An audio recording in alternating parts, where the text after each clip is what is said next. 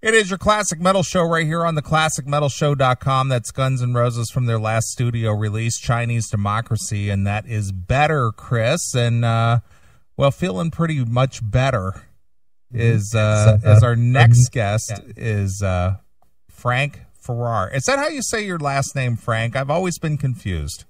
It's Ferrer, like for air. Okay. Hey, Chris, how are you? This is Frank. Hey, Frank, how are you, man?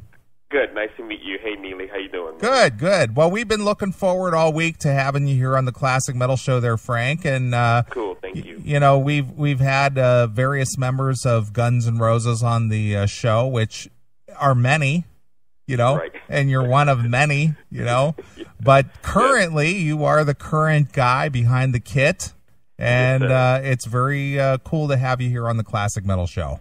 Well, thank you for having me, gentlemen. You bet. Well, we're far from gentlemen, especially if you speak to Chris. He's a foul-mouthed bastard. Jesus. Well, I can't do much cussing today because on the weekends I have my kids when I'm home, so I have my son and my daughter here, so I can't go huge. All good, man. Well, Frank, certainly a busy time for you. Guns N' Roses getting ready to fire up once again. I know they announced this week that you guys are headlining a show that I'll be at in like 3 months at the Rock on the Range here in Ohio, and it's looking like you guys are going to be busy with that. But you also have this project that's not new, as Anthony just told us a half hour ago, but right. It's one that you guys seem to be excited about with Pisser, man. So very busy time for you. Yeah, Pisser's a band that I've been playing with on and off since about 2003. So the band is actually older than that because that's when I kind of hooked up with them. It was born out of the ashes of this other band that I was in with Richard Fortas, also from Guns, called Honky Toast, and we were signed to Sony, and then we did a record, and then we got dropped, like, you know, the typical, you know, first band story. We get dropped, and then out of the ashes of that band and a couple of other New York City bands, Pisser was born. And the singer of Honky Toast, Eric Jacobson, we call him Eric Toast, he started Pisser with a couple other guys, and he kept it going, and I jumped on board around on and off 2003. He's had Richard Fortas has also played in Pisser a couple of times, and Anthony came in a couple of times, dropped out a couple of times, but now he's back in, and we've been playing.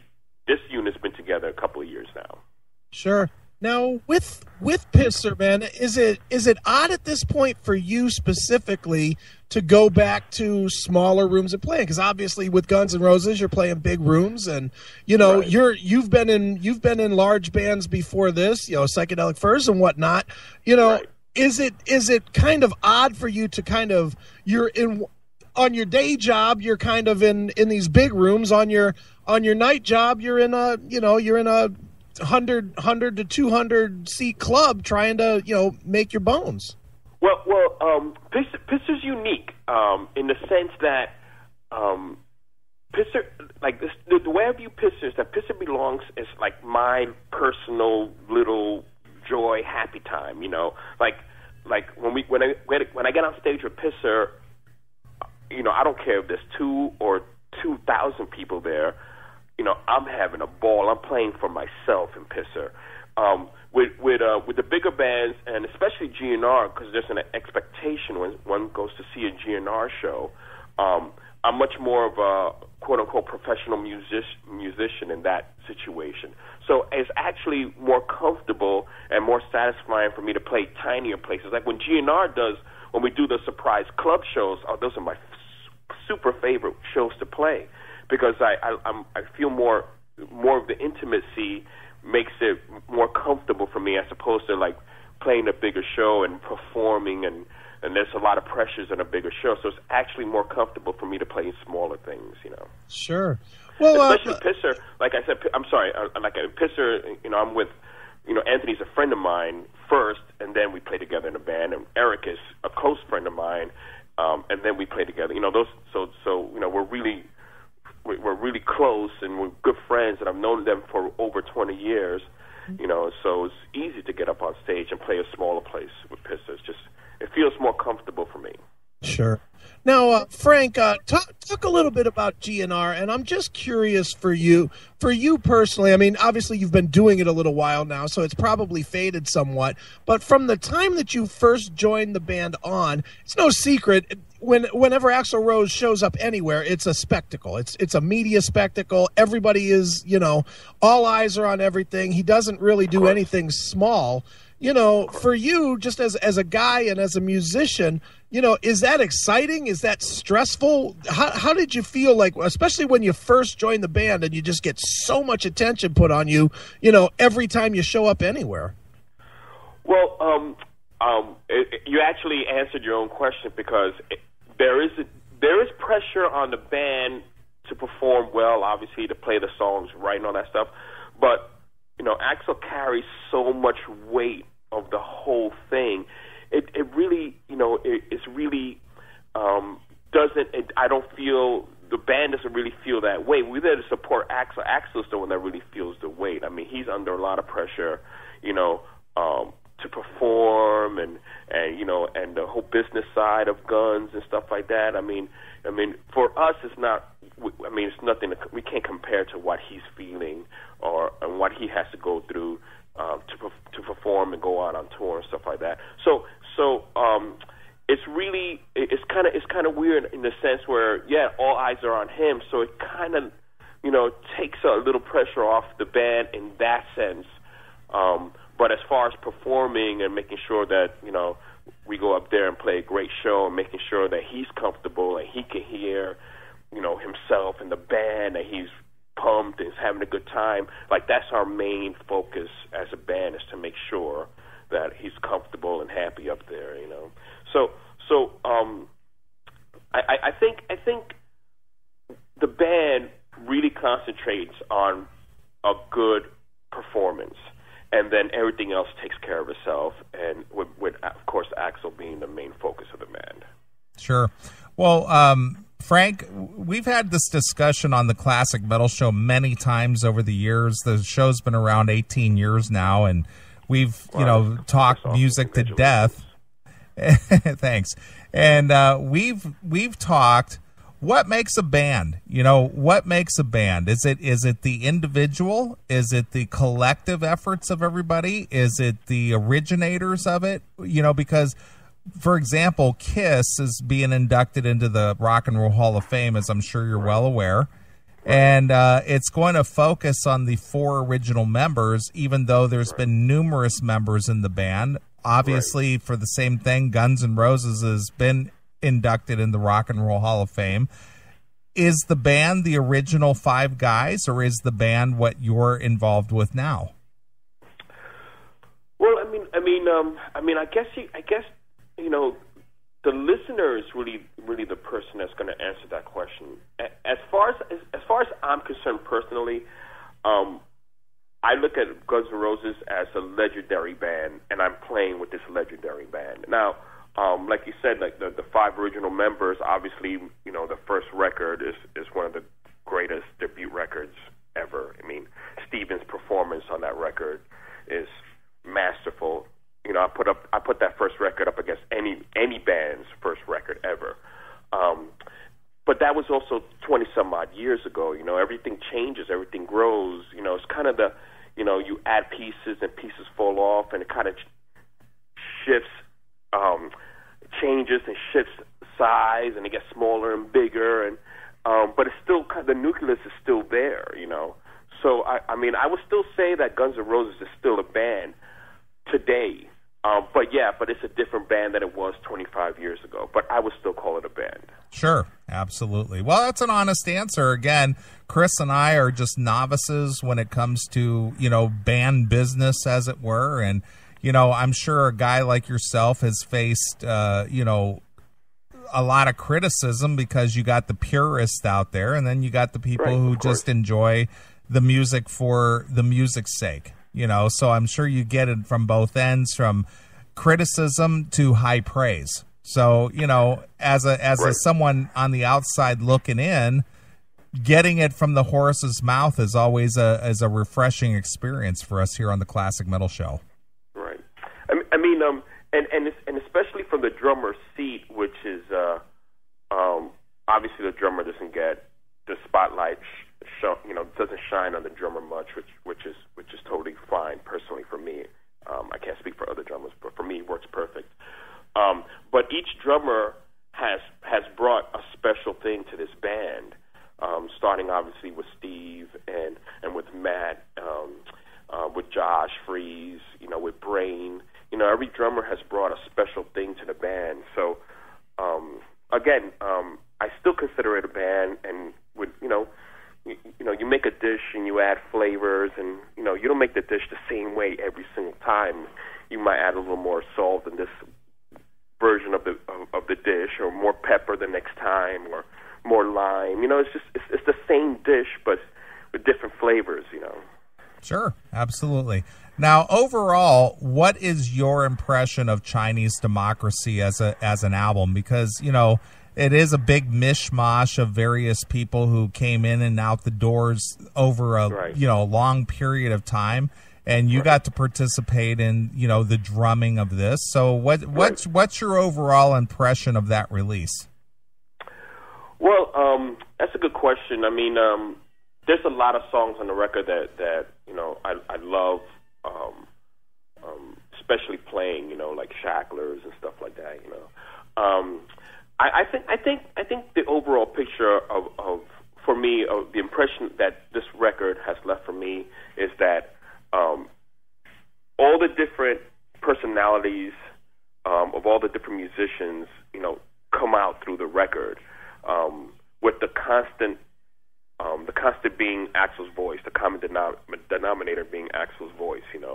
So that's the main thing to anchor on with Chinese. You have all these different sounds and all these different moods on the record, but at least you have one constant, which is Axl. So my overall thing is that of Chinese is Axl's great vocal performances on almost every song. I mean, This I Love is incredible. I mean, singing on that is just insanely incredible. I really like the record. I enjoyed working on it, and I enjoyed performing it. Well, Frank, let me ask you a question, and this is a totally outsider looking in type of a question. Right. From the outside, and I think most fans would agree, Guns N' Roses just looks chaotic. Everything about it that we see looks chaotic. Is it truly that chaotic, or is that just really the impression that the media and everybody else gives us, that everything is chaos always in that camp? Well, I wouldn't call it chaos, but I definitely would say that it's edgy and a bit off the rails.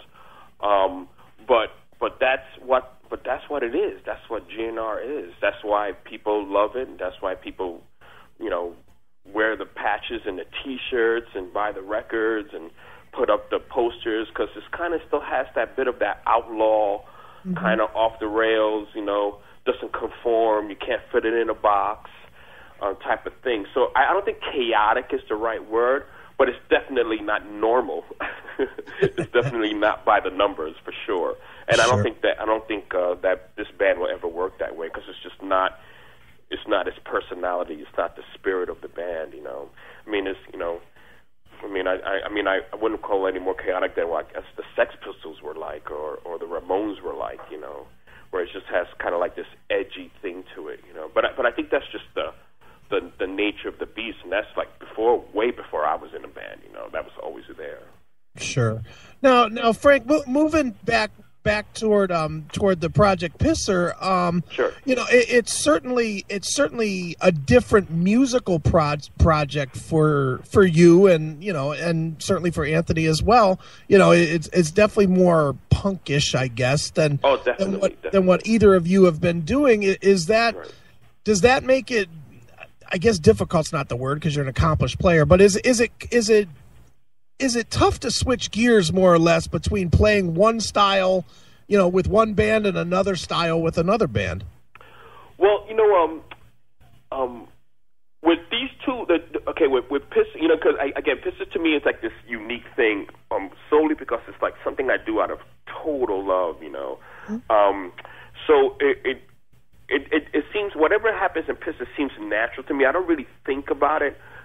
My drumming style. I grew up growing up here in New York City and listening to all my favorite drummers. Always has more of a punk rockish thing to it, more of a bashing punk rockish thing to it. So, but Guns does have a lot of that too, especially off the first record. I mean, Stephen's playing is with all the pushes and pulls and the funky. When it's funky enough, and when it's punk enough, and when it's metal enough.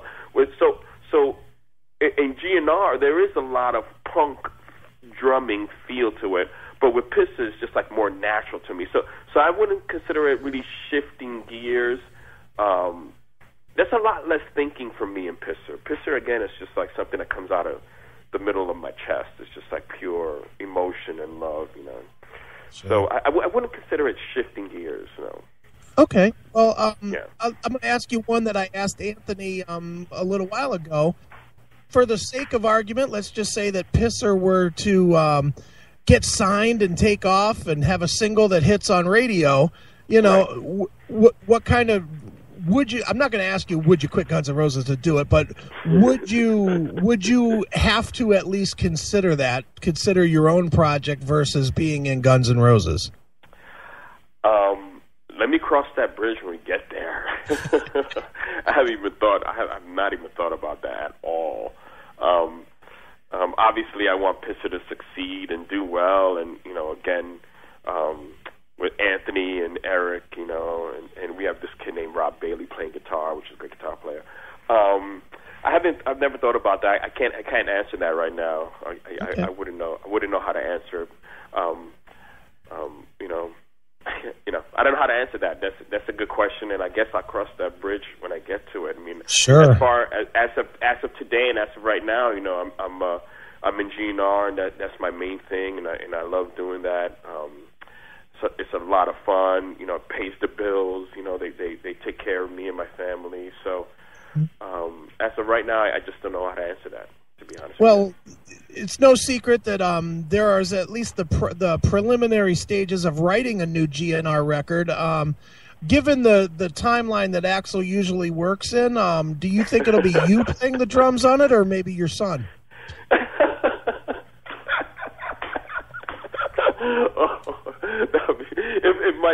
If my son plays drums on the record, that would be great. That'd be great. That would mean that Axl's still doing it. That would mean that maybe my son could be taking care of me in my old age. Nice. That's pretty funny. Well, hopefully I'm playing drums on it, and hopefully it'll come out a lot sooner than that. Sure. Well, Frank, why the name Pisser? Why the name Pisser? Where does that come from? You're gonna have to ask Eric that. That's a good question. Like I said, like I joined the band after the band had come together. That's a good question. I'm not sure why it's always been kind of Pisser. I never even asked Eric where that came from. I'm not sure why Pisser. I think I don't know. I think Eric used to like to take the piss out of a lot of people, like pull their legs and stuff like that. So I think that's where Pisser came from. But what's funny about Pisser is that if you don't put in Pisser the band anywhere, and you just put in Pisser like in Google or something like that, all these pissing on you porno movies come out, which is pretty funny too, Sure. Well, is it interesting to see that up on a marquee at a club? Pisser tonight, Pisser 8:00.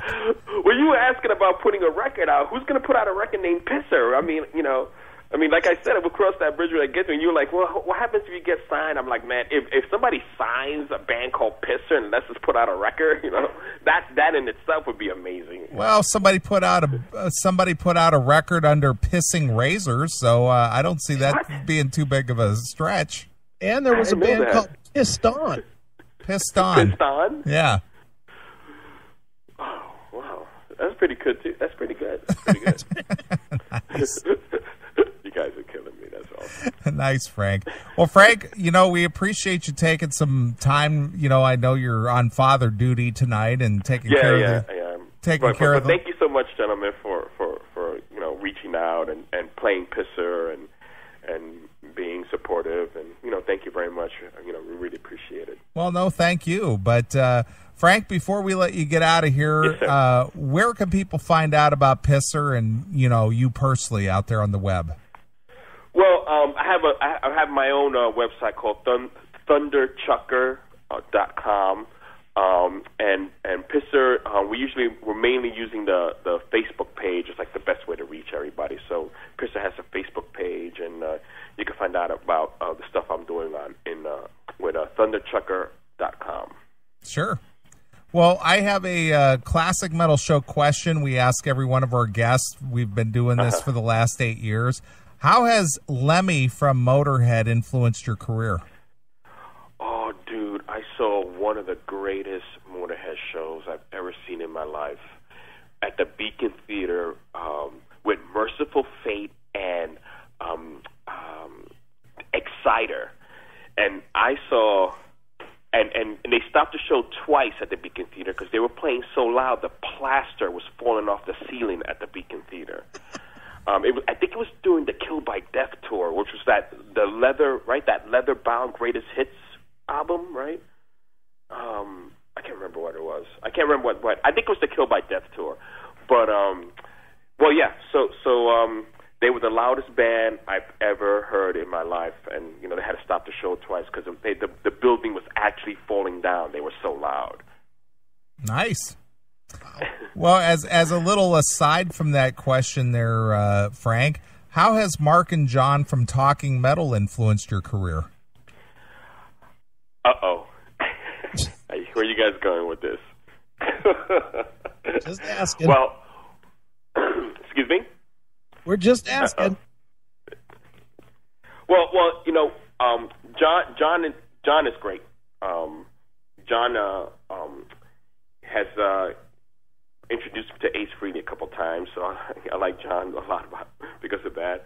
And Mark is my neighbor, actually. We live here in the same town in Maplewood, New Jersey. He's my neighbor, and I know his family pretty well. Sure.